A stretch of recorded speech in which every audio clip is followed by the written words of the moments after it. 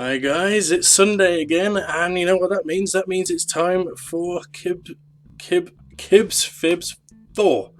Sorry, I couldn't get my words out there. Right, so we'll start off, as always. Thank you for all the questions that came in, and thank you for the guesses on last week's. People were guessing all sorts of stuff last week. I think I think I lie about a lot of stuff. Interesting. Anyway, so we'll start off, and of course the question which I lied about was Dr. Deathmonger's question about people taking advantage of my colourblindness, specifically my parents or my wife, which I said my wife had dressed me in a pink tie for my graduation pictures. Complete lie. I can't even tell you what colour my tie was, to be honest. And of course the people that guessed that correctly are Big Mac Danskull and the Real Mithril. So awesome. I'll quickly move on to this week's questions. Sorry if I keep looking down. I've, as always, got my phone, which has the questions on it, and the text is quite small, so I have to really look to read it.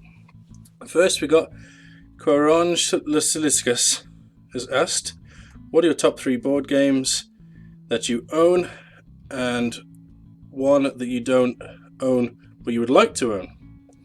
Right, interesting question. I know that Mike's into board games himself, so thanks very much for the question. Okay, so my top 3: Sorrow, Marvel Legendary, and Spartacus.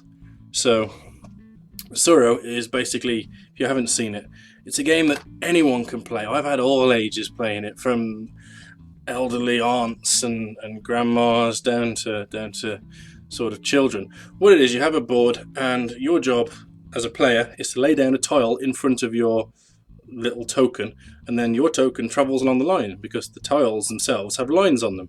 And what you're trying to do is you're trying to avoid the other players and avoid going off the side of the table. So eventually what you've had is your little token will have travelled along all these tiles, and then eventually towards the end all the tiles join together, so your little token goes across the board and can disappear off, or it might end up stopping a free space.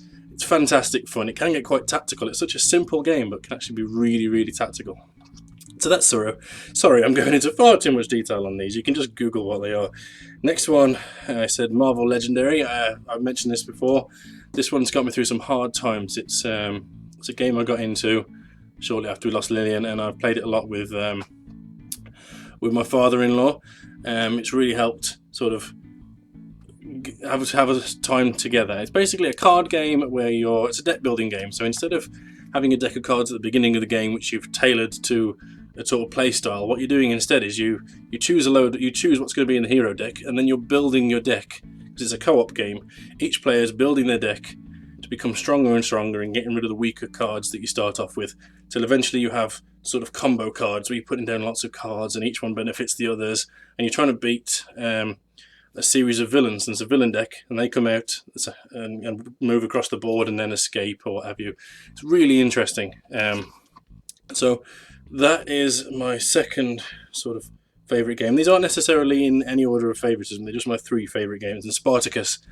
Spartacus is a game where you're basically running, it's based on the series, so you're running a dominus, a house of gladiators. And you're trying to you've got slaves that give you money. You've got to upkeep the gladiators themselves, and you have a sort of upkeep round. Then you have a round where you have to screw over the other players by running these cards, and you can interrupt other players, and you can gang up on people with other players, and then you all bid to buy stuff up, like gladiators, more slaves, and weapons and things. And it's closed bidding as well, which is really good. So you never know what the other person's going to have in their hand, and then you all reveal at the same time. It's a fantastic mechanic for sort of keeping people guessing, and it's quite funny. And then you have the gladiator battle, where 2 gladiators are put against each other, and you have dice for red, blue, and black dice, depending on whether it's defense, speed, or attack. And then every time you take a hit, you have to discard one of your dice, but you can choose whether it's going to be one of those. So you can actually make sure that for example, people usually get rid of the speed dice first, because at that time you're sort of engaged in combat, so you're just taking it in turns. And so you can keep the defense and the attack high while the defense dice are disregarded, and then whoever wins gets influence, and everybody's trying to sort of go up their influence tree. Anyway, I went into far too much detail on these, and the one that I really want is Battlestar Galactica. I'll try and keep this as fast as possible. The reason I love Battlestar Galactica is the hidden traitor rules and the way that you sort of, everybody has to put in to fight a challenge, put in cards, and then 2 are taken from the side, and anybody can be the person, the Cylon, who's screwing everybody else over. And because they're shuffled before they're revealed, you have no idea who's put those cards in. It's a fantastic mechanic. It's a mechanic that's also shared by Dead of Winter, I want to say. It's a zombie game, and it has the same sort of mechanic, but nowhere near as fun as the Battlestar Galactica. Right, sorry, I've just taken I don't know how long on answering the first question. I'll try and speed things up. Idic Beer has asked, what 40k character would I be friends with? For this one, I'd have to say Kinky Dark Eldar Witch. I'm not going to say any more on that one. That's all you get in from me. Nice and quick.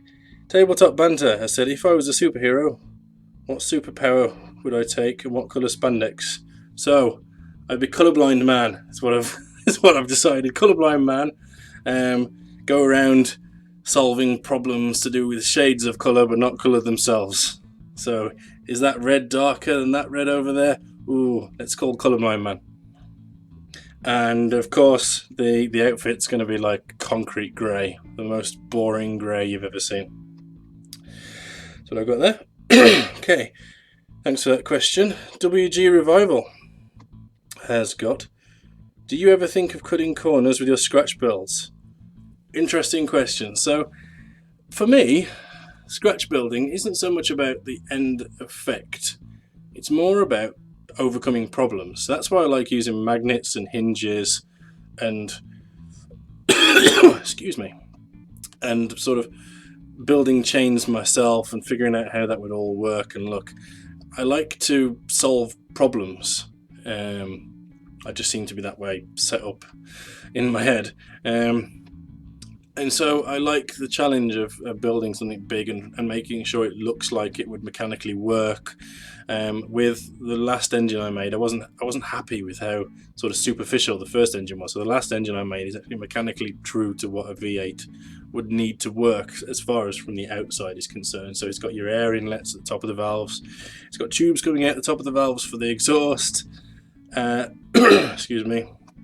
And so it all, in theory, should work, and that's basically my mentality when I'm scratch building stuff.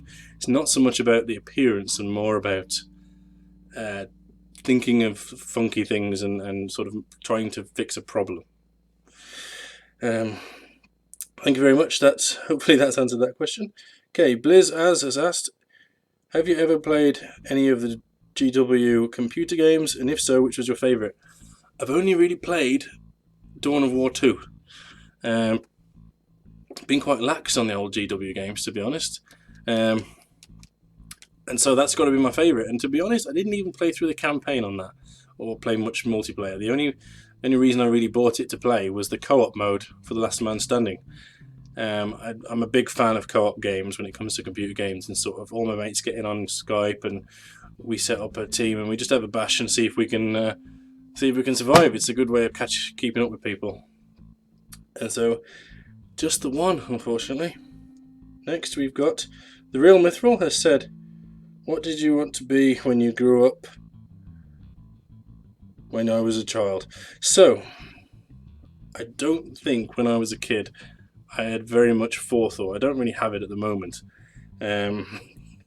So I don't really think I had any career aspirations at all. Until I was maybe a teenager, and the best I could muster then was having watched the film Hackers, was wanting to be a hacker, which eventually led to me going to university and studying computers, which hasn't really gone far, to be honest. So that's it really. It's a bit lame. I don't think, as far as I can remember, I was ever sort of, I want to be a policeman, or I want to be in the army, or any of that really. Okay, Dr. Deathmonger has asked, which do you find cooler, pirates or ninjas, and why? Okay, so it's got to be ninjas. let's be honest, sort of bumbling pirates with the "ar." I, they can be funny in certain contexts, but on the whole, they're just sort of can't take them seriously. So if I wanted to find something cool, then it's got to be a ninja, because they're sort of in the darkness, and before you know it, garroted or sort of stabbed. I think I prefer that way of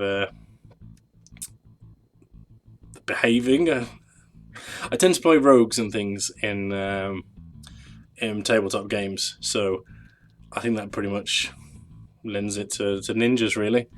So ninjas have it on that one. Okay, so last but not least, we've got Pigment Danskull. What do you think is the worst superhero, either because their powers are rubbish or because they're not very good? Okay, it's got to be the Hulk, I'm afraid. I don't really see him as a superhero. He's been portrayed in the latest Avengers films as a sort of superhero, and when shit got real, he sort of all of a sudden became intelligent and was able to figure out what was enemy and what wasn't, and help out, and that really didn't sit well with me, to be honest. He should be a sort of put him in an area with a load of bad guys and no good guys and let him wreak havoc. When it comes to sort of excuse me, identifying sort of good people versus bad people, it did not sit well with me at all. So he's not a superhero. He's more of a sort of